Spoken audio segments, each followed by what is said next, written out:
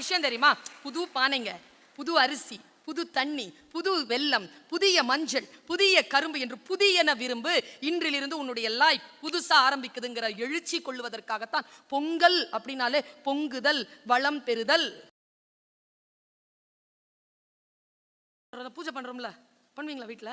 விநாயகர் சதுர்த்தி இல்ல கிருஷ்ண ஜெயந்தி இல்ல இந்த மாதிரி பொங்கல், இந்த மாதிரி ஏதாவது ஒண்ணு செய்வாங்க. செஞ்சுட்டு ஃபர்ஸ்ட் எடுத்து என்ன செய்வாங்க? Very good. சாமிக்கு வச்சிருவாங்களா? சாமிக்கு வச்சுட்டு அப்புறமா என்ன செய்வாங்க? நமக்கு வைப்பாங்களா? அதில் கொஞ்சம் டைம் ஆகுமா? அந்த டைம் பார்த்து அப்பா பாத்ரூம் போயிடுவார்.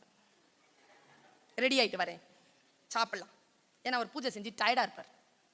போயிடுவார். பையனுக்கு பசிக்கும். அம்மா இன்னும் சோறுல இலையில சோறு போட்டிருக்காது. இலையில சோறு ரெடியாக இருக்கிறது சாமி கிட்ட இருக்கிற சோறு. முக்கியமாக இந்த பொங்கல் மாதிரியாக இருந்தால் கூட கையில் பட்டதா தெரிஞ்சிடும். இந்த கொழுக்கட்டெல்லாம் வச்சுருந்தாங்கன்னு வச்சுக்கேன், தெரியாது. ஒரு பையன் என்ன பண்ணிட்டான், சரி நான் உனக்கு கேட்குறேன், தாதத்தை சாமிக்கு வச்சிடணும். அதுக்கு முன்னால, சாமி வைக்கிறதுக்கு முன்னால அதை சாப்பிடலாமா? ஏன்? சாமிக்கு நீ சாப்பிட்ட என்ன ஆகும்? சாமி கண்ண குத்திரும். நம்ம பையன் ஒருத்தர் இருந்தான். அவன் பூஜைக்கு முன்னால அவனுக்கு பசிக்குது. அவனுக்கால அவனை வெயிட் பண்ணவே முடியல. அப்பா வேற இல்லை. இப்படி பார்த்தான், எடுத்து சாப்பிட்டான். அம்மாட்ட கேட்டான், அம்மா பசிக்குதுமா. டேய் சாப்பிடப்படாதுடா. ஏன்? சாமி குத்திரோண்டா கண்ண. பையன் தெளிவா சொன்னான், குத்தாதுமா. ஏண்டா? நான் ஏற்கனவே சாப்பிட்டமா, குத்தவே இல்லை. நான் என்ன சொல்றேன், பிரசாதத்தை படைப்பதற்கு முன்னால் சாப்பிடக்கூடாது என்பது ஒரு பண்பாடு. அது சாப்பிட்டா சாமிலாம் கண்ண குத்தாது, சாப்பிடப்படாது. ஏன்னா இறைவனுக்கு நாம் கொடுக்கக்கூடிய அந்த மன இரக்கம் இருக்கு இல்லையா, அந்த மன தாழ்ச்சி இருக்கு இல்லையா, அது உன்னை வேறு நிலையில் உயர்த்தி கொண்டே போகக்கூடிய ஒரு தன்மையை தரும் என்பதற்காக தான் அப்படி வச்சிருக்காங்க. முதல்ல பிரசாதம்னு என்னன்னு குழந்தைகளுக்கு சொல்லி கொடுத்துட்டீங்கன்னா அதுங்க அதை கேட்குமா? என்னான்னு பேசி கொடுத்துருங்க, சாமி கண்ணை குத்திரும், அவன் குத்தாதான் தான் சொல்லுவான். சாமிலாம் கோச்சிக்காது பிள்ளைகளா, நாம் நம் நிலையிலிருந்து தாழ்ந்து போவோம். இந்த பெண்களை ரொம்ப அழகா சாப்பாடு பரிமாறும் போது ஒரு விஷயம் சொல்லுவாங்க. சாப்பாடு பரிமாறக்கூடிய பெண்கள் முதலிலே சாப்பிட்டிருக்க கூடாது, நின்னபடி பரிமாறணும் பாங்க. ஏன் அப்படின்னா, வயிறு நிறைஞ்சிருச்சுன்னு வச்சுக்கேன், முன்னால இருக்கிறவங்களுடைய பசி புரியாது. பசியோடு இருக்கின்ற பொழுது நமக்கு பசிப்பது போல் தானே இவருக்கும் பசிக்கும் என்று அந்த கை அள்ளி அள்ளி அள்ளி அள்ளி போடும் என்பதற்காகத்தான் சாப்பிட்றதுக்கு முன்னால நமக்கு சோறு போட்டுருமான்னு சொல்றது. அதே மாதிரி ஆம்பளைங்களும் நீங்க சாப்பிட்றதுக்கு முன்னால எங்களுக்கு சோறு போட்டாலும் நாங்க சாப்பிடுவோம். அதெல்லாம் ஒன்றும் சாப்பிட மாட்டாலும் சொல்ல மாட்டோம். நீங்களே எங்களுக்கு சாப்பாடு போடும்போது நீங்களும் சாப்பிடாம போடுங்க, நல்லா போடுவீங்க. அது பரிமாறுகின்ற ஒரு குணம், அவ்வளவுதான். விஷயங்களை சயின்டிபிக்கா புரிஞ்சுக்கோங்க குழந்தைகளை. பொங்கல் ஏன் வைக்கிறோம்? புதுப்பான். நான் ஒன்று சொல்லவா, பொங்கல்ங்கிறது நத்திங். அந்த ஐயா நல்லா சொன்னாருங்க.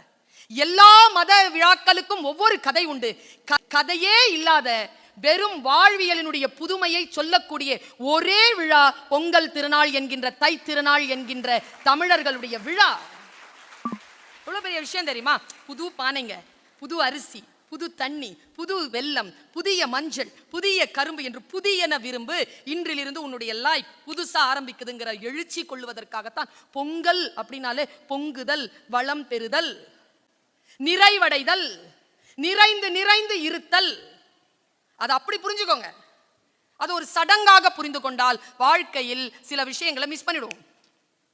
சொல்லப்படுகின்ற சொல் என்ன தெரியுமா? காது இருக்கக்கூடியவன் கேட்க கடவன்.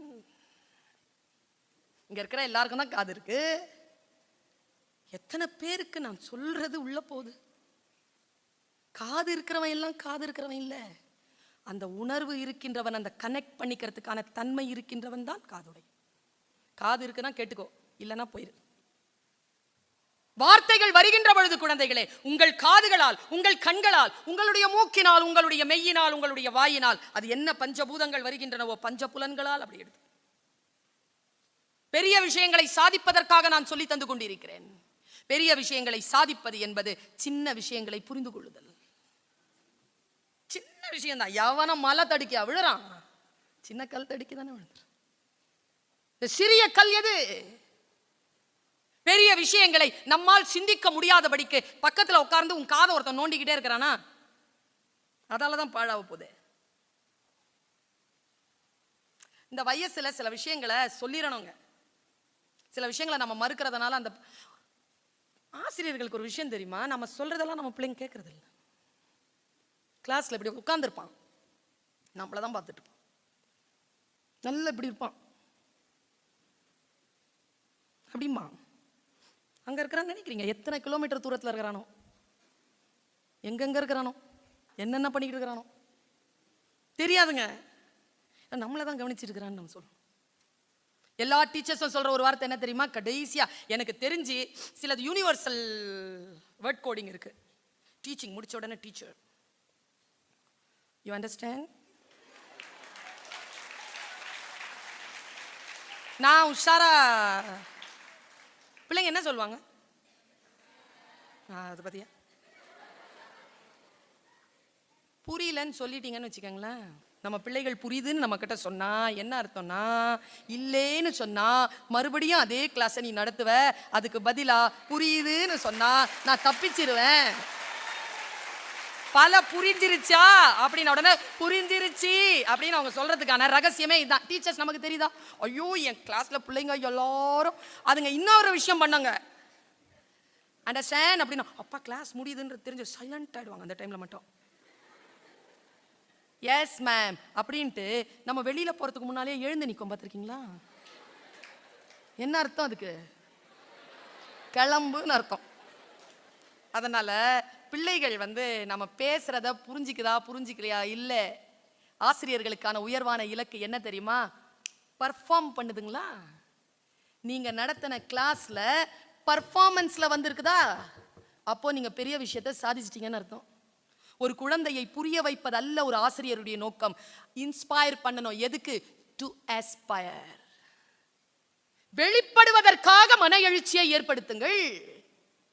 ஒரு ஆசிரியராக இருந்து நான் சொல்லுகிறேன், நான் கண்டுபிடித்த ஆகப்பெரிய ஆசிரியம் என்ன தெரியுமா? எல்லா ஆசிரியர்களின் காலில் விழுந்தும் கெஞ்சி கேட்டுக்கொள்கிறேன், தயவு செய்து உங்கள் புத்தியை இந்த குழந்தைகளுக்கு தந்து விடாதீர்கள்.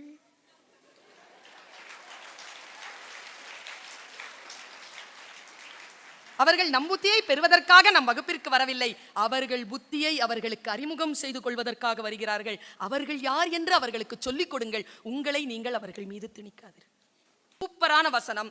விதைகளை எடுத்துக்கொண்டு விதைப்பவன் புறப்பட்டான், வழியில் சில விதைகள் விழுந்தன, பறவைகள் அதை பட்சித்தன. ஃபர்ஸ்ட் என்னாச்சு?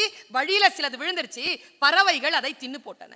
சில கற்பாறைகள் மீது விழுந்தன, அது மண்ணில்லாத பாறையாக இருந்தது, மண் அதிகம் ஆழம் இல்லாத காரணத்தினால் அது உடனே முளைத்தது. முளைத்த அந்த விதைகள் வெயில் பட்டவுடன் கருகி போயின. சில விதைகள் முள்ளின் மீது விழுந்தன, முள்ளின் மீது விழுந்த விதைகள் முளைத்தன, முள்ளிருந்த காரணத்தினால் நெருக்கடிக்கப்பட்டு சிதைந்தன. சில விதைகள் நல்ல நிலங்களில் விழுந்தன, அவை ஒவ்வொன்றும் 30ஆகவும் 60ஆகவும் 100ஆகவும் போகம் தந்தன. எனக்கு மறைபொருளை உனக்கு நான் சொல்லிட்டு இருக்கிறேன், உள்ளுக்குள்ள எவ்வளவோ விஷயங்கள் இருக்கு. விதைகள் என்பது வெறும் விதைகள் அல்ல, உன்னுடைய உயிர், உன்னுடைய திறன், உன்னுடைய திங்கிங். நீ எங்க போடுற? வழியில போட்டுட்டு அப்படியே பறவைகள் பட்சிக்க போடுகிறாயா, அல்லது பாறைகளின் மீது, மண்ணில்லாத பாறைகளின் மீது போடுகிறாயா, அல்லது முட்களின் மீது போடுகிறாயா, அல்லது நல்ல நிலங்களின் மீது போடுகிறாயா? பார்த்துக்கொள். இதெல்லாம் மெயின் விஷயம் இல்லைங்க. பெரிதினும் பெரிது கேட்கக்கூடிய கடைசி வசனம். பாழார்னு அரைஞ்சிட்டு போயிடுச்சுங்க அந்த வேதம். என்ன வார்த்தை தெரியுமா குழந்தைகளே? நீங்கள் எல்லோரும் 17 வயதிற்குட்பட்டவர்களாக இருப்பீர்கள் என்பது என்னுடைய நம்பிக்கை. இந்த வயதில் இதை உங்களுக்கு புரிந்துவிட வேண்டும் என்பது என்னுடைய இறை வேட்கை. இந்த எனர்ஜி எத்தனை பேர்கிட்ட இருக்கு? என்னத்தா படிச்சு, என்னத்தா போய், என்னதான் கேன்டீனுக்கு போறேன், எனக்கு சேர்த்து 2 இட்லி கொண்டு வா. ஏன் வாய எழுந்திருச்சு, கால் உடஞ்சாப்போ வாய வர்றதில்ல, எனக்கும் கொண்டு போ. பாருங்க, எப்பவுமே குழந்தைகளே எந்த ப்ரோக்ராம்க்கு வரும் பொழுதும் நீ ஒரு படமே பார்க்கட்டும், நீ சாப்பிடுறியா, எது இருக்கிறியோ, முழுமையாக உன்னுடைய தன்னுணர்வில் இருந்து கொண்டு அதை செய்தால் அந்த அதுல இருக்கக்கூடிய பெரிய விஷயம் உன்னை வந்து சேரும். அது எதுவா இருக்கட்டும், இந்த தீபத்தை ஏத்தும் போது கூட முழுமையான ஆற்றல் வந்து சேரும். மா வித்திஷா வஹைஹிதான், எல்லாம் கிடைக்கும். சோறு தான் சாப்பிட்ற, ஆனா எல்லாம் கிடைக்கும். சவனா பஹத்து சஹன புனத்து சஹவீரியம் கரவாவஹை தேஜஸ்வினா தமே நமஸ்து மா வித்திஷாவஹை. சாந்தம் சாந்தம் சாந்தம். சொல்லுக்குள்ள போவாத, என்ன சொல்றாங்கிறதுல போ. கிண்டல் பண்ணிட்டு போயிடாத. என்னமோ மேட்டர் இருக்கு, மேட்டர் இல்லாம சொல்லுவானா? உள் வாங்கி வச்சுக்க. சொல்லணுமா இல்லையா அப்புறமா முடிவு பண்ண.